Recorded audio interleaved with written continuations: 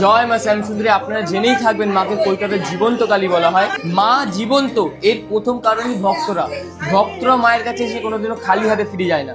মানে এটা আমার নিজের দেখা। প্রথম একটা ভক্ত অনেক কান্নাকাটি করে আসছে, দ্বিতীয় দিনও যখনই আসছে ওর মুখে মধুর হাসি, মানে মা ওনার অবশ্যই আশা পূর্ণ করছেন।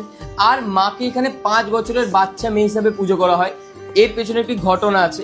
মায়ের পুরোহিত মহালয়ার পূর্ণলগ্নে মায়ের জন্য বাজার করতে গেছিলেন। এবার বাজার করতে গিয়ে দেখেন একটা ছোট্ট 5 বছরের বাচ্চা মেয়ে পুরো মা কালীর মতন সেজে সবার কাছে ভিক্ষা চাইছে।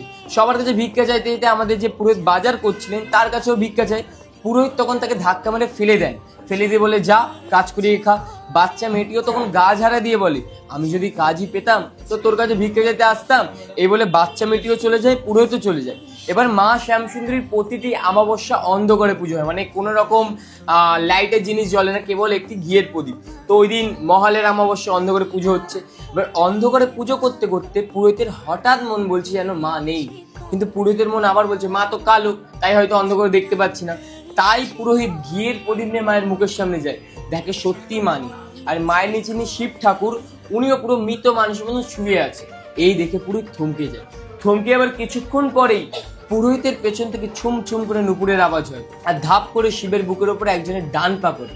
আর যেই বাচ্চাটাকে ধাক্কা মেরে ফেলে দিয়েছিল সেই বাচ্চা মেয়ের মুখ ওই অন্ধকার থেকে বেরিয়ে আসে।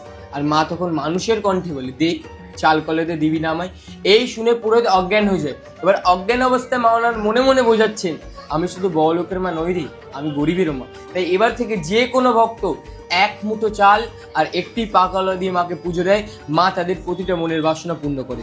আর তখন থেকেই বলা হয় যে ওই বাচ্চা মেয়েটি আজ পর্যন্ত শিব ঠাকুরের ওপর বিরাজমান। তখন যখনই দেখবেন মাকে, দেখবেন ঠিক একটা বাচ্চা মেয়ের মতনই দেখতে। আর মাকে যখন দর্শন করবেন তখন দেখবেন মায়ের বেদের নিচে 9টি বিগ্রহ আছে, নবগ্রহ বিগ্রহ।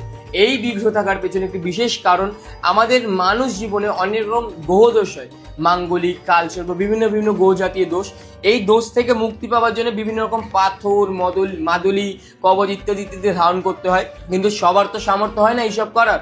তাই মাকে যদি কোনো ভক্ত 28টি শনিবার কেবল দর্শন করতে পারে, যে কোনো গ্রহদোষ থেকে এমনি মুক্তি হয়। কোনো রকম পাথর, মাদুলি, কবচ ইত্যাদিতে কিছু লাগে না, কেবল মায়ের মুখমণ্ডল দর্শন করতে হয় 28টি শনিবার।